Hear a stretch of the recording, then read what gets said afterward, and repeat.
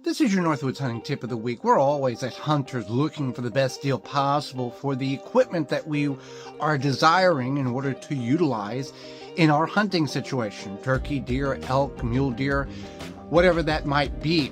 A good option is thrift stores, secondhand stores, Goodwill, St. Vincent de Paul, those type of stores. I've been very successful in a number of aspects when searching for specific items in those locations. A significant amount of DVDs and VHS tapes of hunting, Primos, Jury, Night and Hail, Realtree. Been very successful there. In addition, clothing for hunting.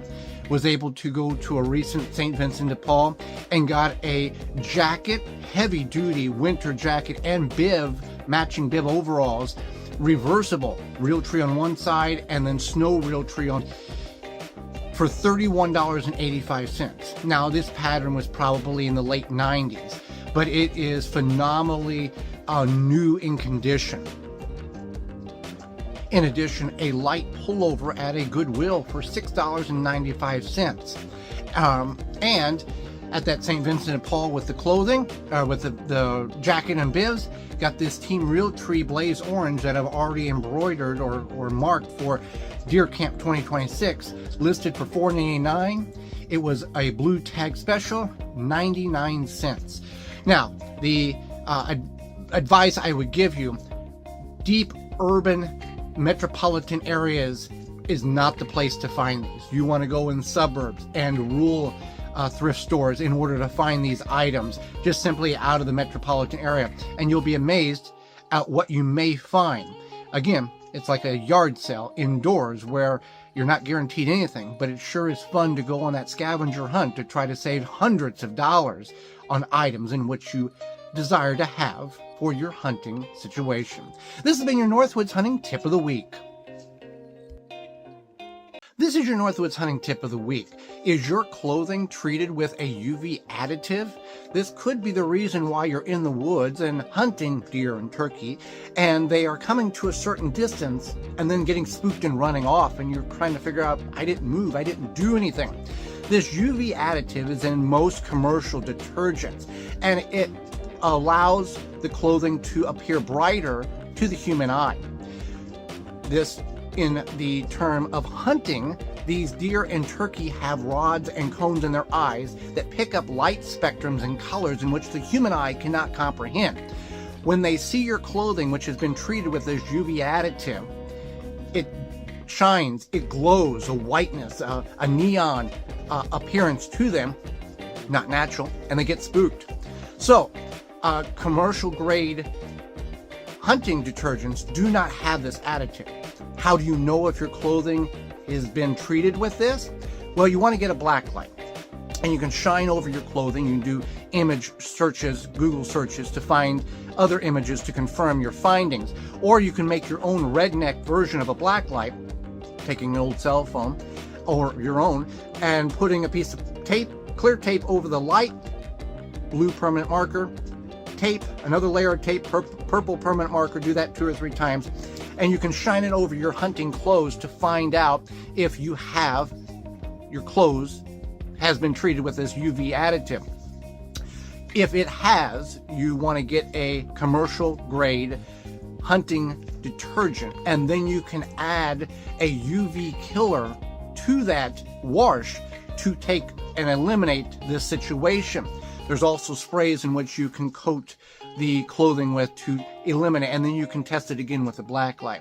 So this may be something you've never been aware of, and it may be making you think, well, that might be what's causing the deer and turkey to run when I haven't done anything. This has been your Northwoods Hunting Tip of the Week. This is your Northwoods Hunting Tip of the Week. Most states have some form or fashion of anonymous reporting for violations of outdoor activities, fishing and hunting, whether that's through phone call, text message, or online emailing or form. It is our responsibility as responsible outdoors men and women in order to report this, as conservation officers can't be everywhere at once. We ourselves have put a lot of time, effort, money, and energy into following these restrictions and laws that have been set up for our particular state, buying licenses and tags, and following the correct requirements in order to hunt and fish our favorite species. It is not tattling in telling on somebody who's doing this. There are many selfish individuals in the world that will take advantage of and break these rules in order to do what they need to do to harvest that animal or hook that fish for simply selfish reasons.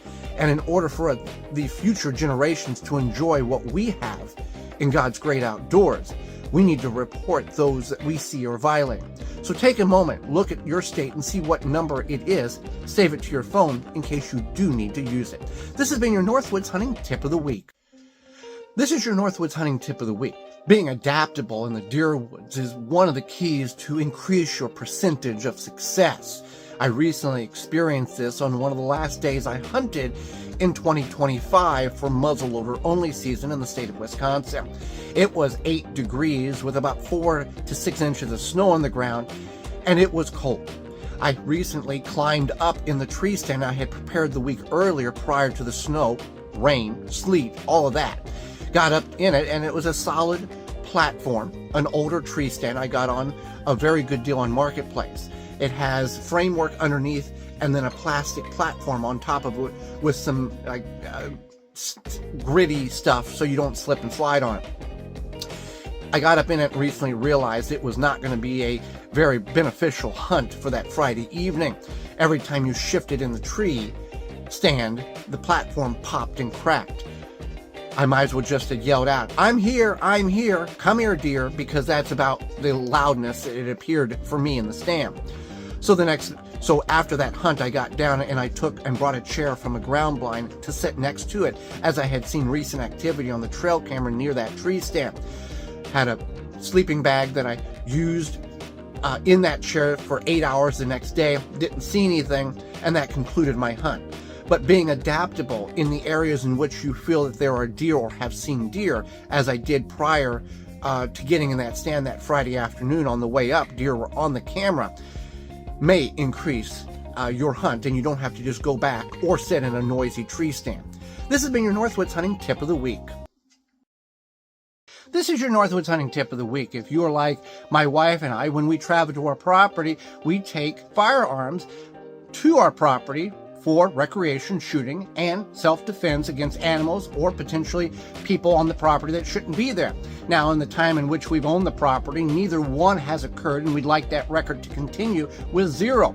However, my wife has several handguns, 22 caliber handgun, 44 mag deer handgun, as well as 10 mil that she wants to take up on occasion, a variation of them to shoot and just to have for self-defense.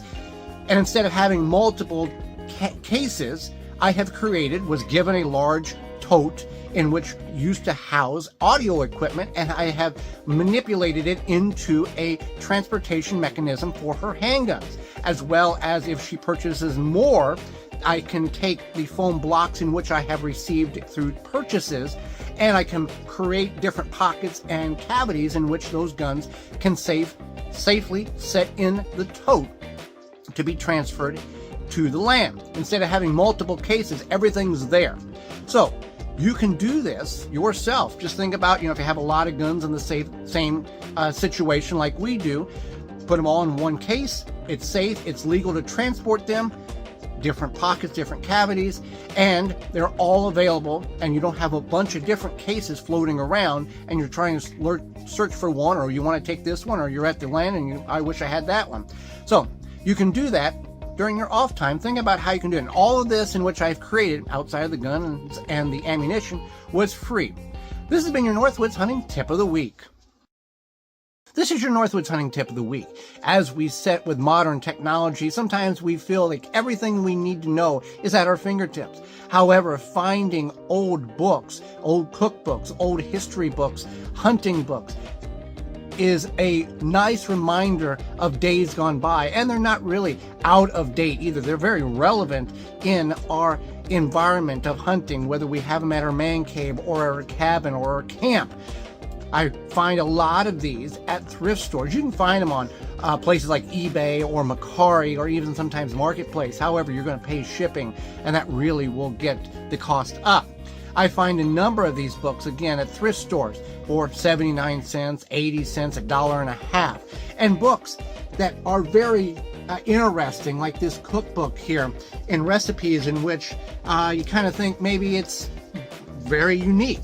Buffalo rump roast, slow cooked peppered elk, heart stew, dove stew, pulled raccoon, muskrat, pan-fried muskrat with sweet milky gravy. Just some recipes in which this book offers that, yeah, I'm sure you could find it online. But it's nice to have these books, hard copies, something to sit down and physically have if you want to detach yourself from the world of the internet or the world in general.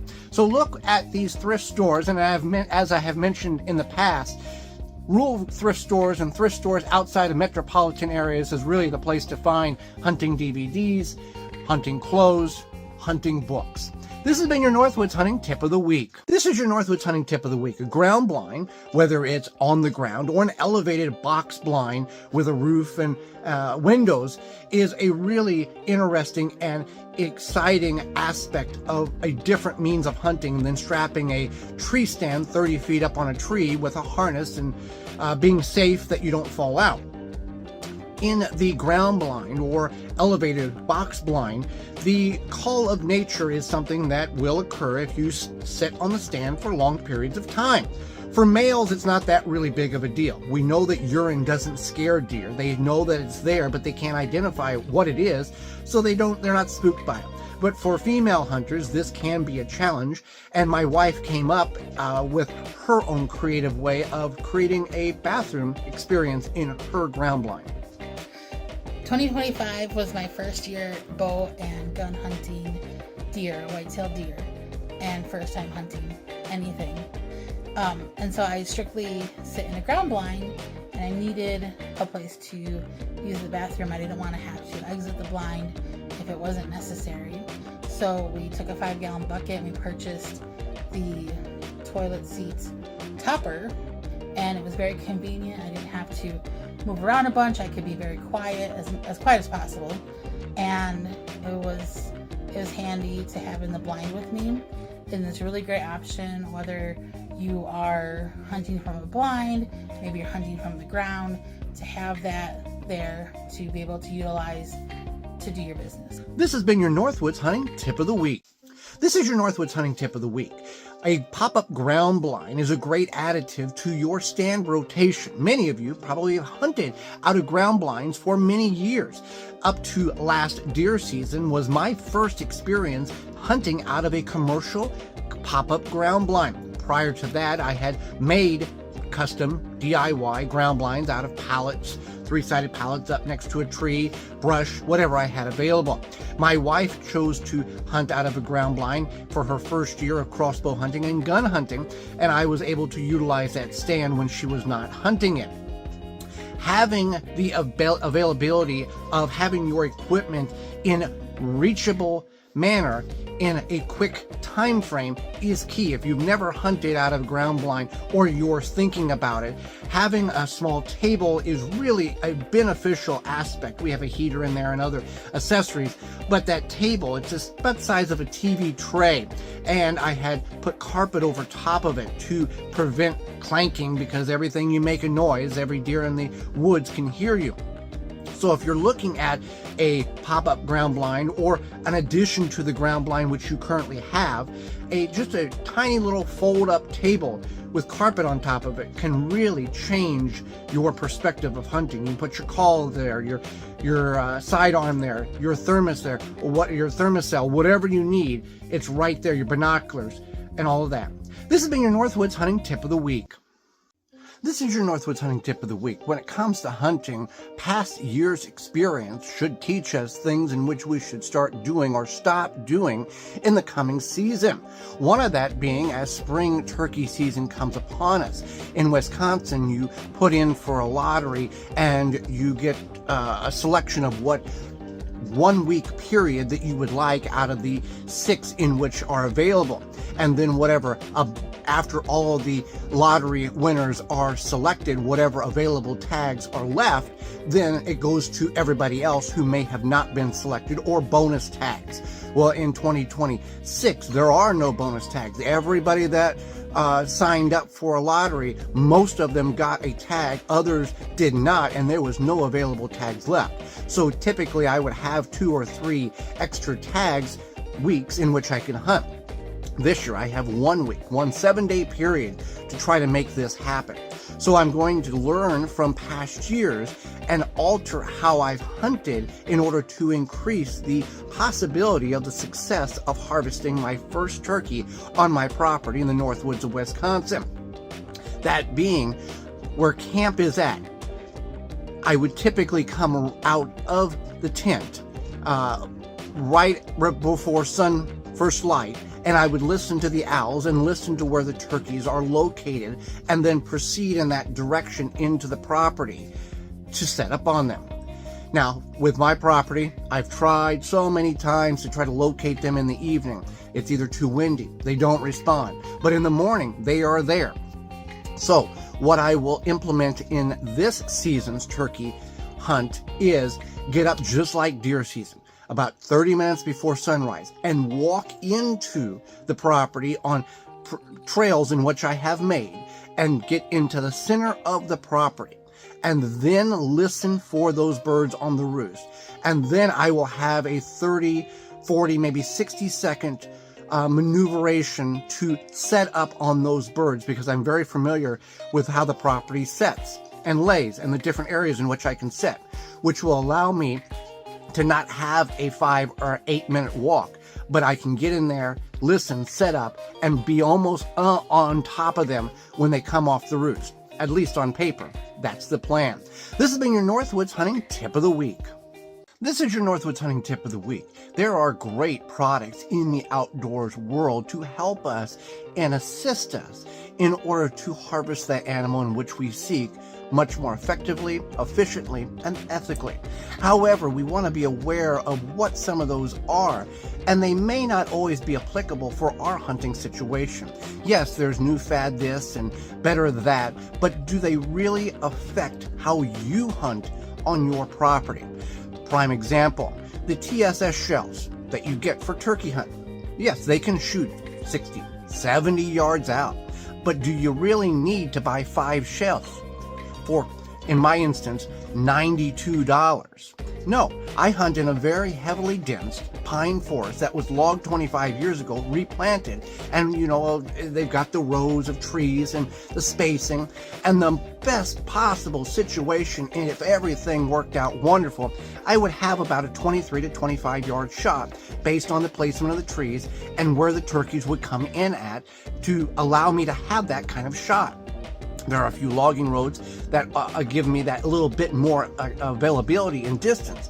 But a box like this I bought a couple of years ago for I think $22 or $23 at Cabela's. Works just fine. It's a 12 gauge, 3.5 length, 1,300 feet velocity, 2-ounce shot, number 6 shell. Works fine. Does exactly what I would need it for. I don't need to spend excessive amounts of money on a product that will do what it will do, but it doesn't advance my ability at all, because I don't have that.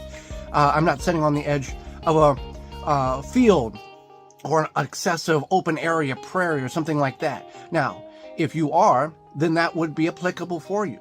But just because it's a new thing on the market or everybody else has it, doesn't mean that it's going to benefit you. Sit back and figure out what works for you that falls within the legal rights, the legal parameters of your state hunting regulations, and do that. This has been your Northwoods Hunting Tip of the Week.